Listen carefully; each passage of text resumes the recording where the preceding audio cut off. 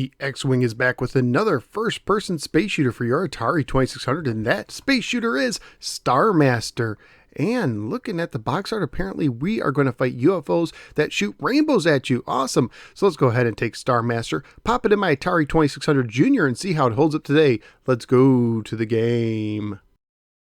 Starmaster was published by Activision and carries a copyright year of 1982. It was programmed by Alan Miller, one of the co-founders of Activision. He also made the fun ice hockey for the 2600, which I reviewed in episode 319, and would later co-found Accolade.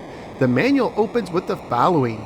You must protect your star bases by destroying all invading enemy starfighters before they destroy you or your star bases. You must accomplish your mission quickly, using the least amount of energy, sustaining the least damage. Succeed and you will be rewarded.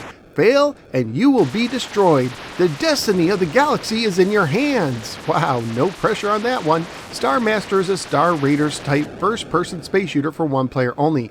The game has 4 difficulty levels. The easiest level is the Ensign, with 9 enemy fighters and meteors and enemies moving at nominal speed. Next is the Leader difficulty level with 17 enemy fighters and everything moving at 1.5 times nominal speed.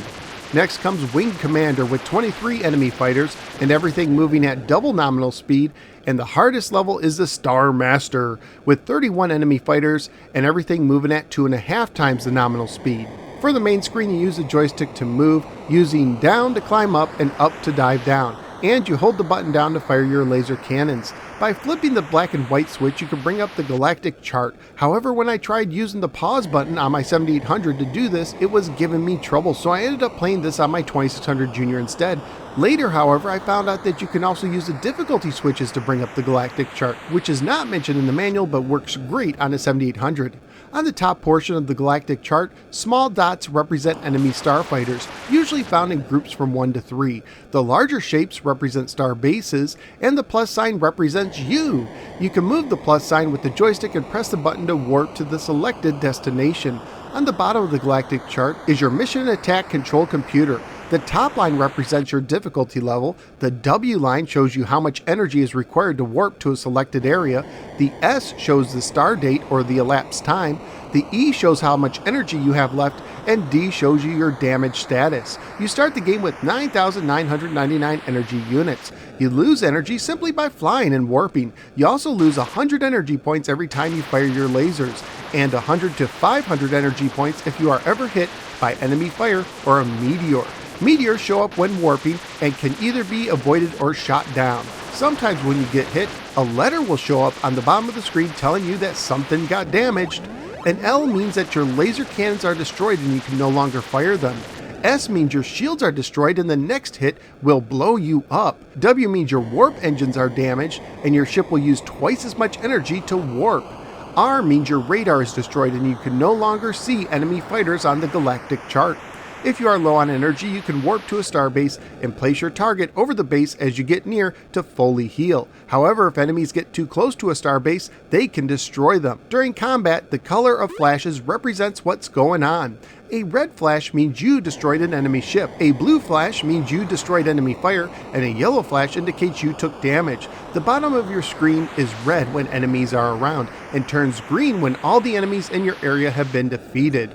If you defeat all the enemies, your game ends and a final score is shown. The scoring depends in part on what difficulty level you started on. On the Ensign level, you start with 3,100 points. You get 4,300 points when you start the Leader game level. When you start a Wing Commander difficulty game, you start with 5,700 points, and when you start a Starmaster game, you start with 6,900 points. You get 100 points for every starfighter you destroy, but you lose 500 points for every star base that's destroyed.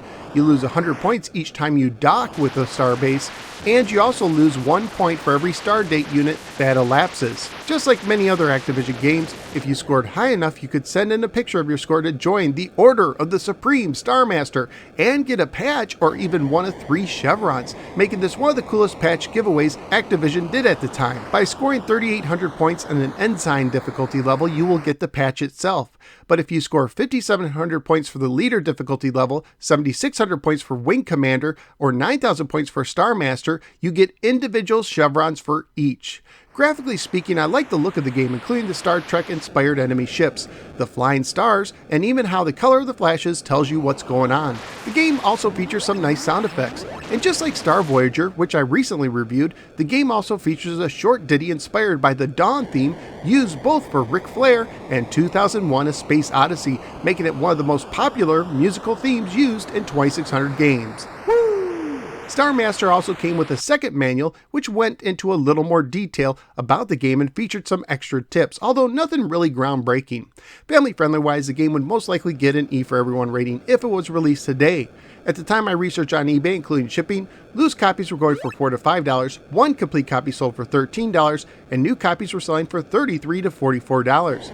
So what did I think of Starmaster? This game does a great job blending the strategy of Star Raiders with the arcadiness of Star Voyager.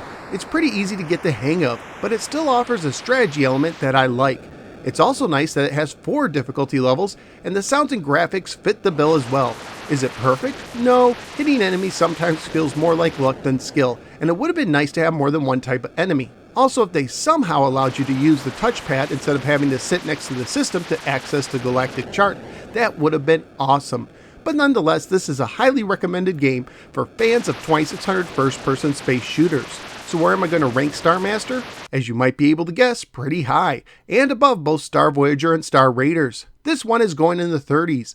I do like it more than pole position at 33, but personally I think Tomcat F-14 is a more polished game at 32. So out of the 158 games I've now ranked on the 2600, Starmaster is warping into the 33 position. Starmaster is a great first-person space shooter on the 2600. At least that's what I think. What do you think? Let me know in the comments below. Also, please click like and subscribe and follow me both on the Facebook and the Twitter. I'm also a member of the Retro Junkies Network. At this time, I'd like to thank all of my extraordinary Patreon supporters, including Ed Ladin from edladin.com. Thank you, Ed.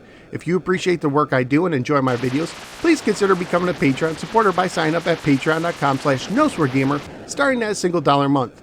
Not only will you help make videos like this possible, but you will also gain access to some exclusive content and be able to vote on future games I review. Thank you for giving me a little part of your day, and I look forward to seeing you next time on the next episode of the No Swear Gamer. Take care and protect those star bases.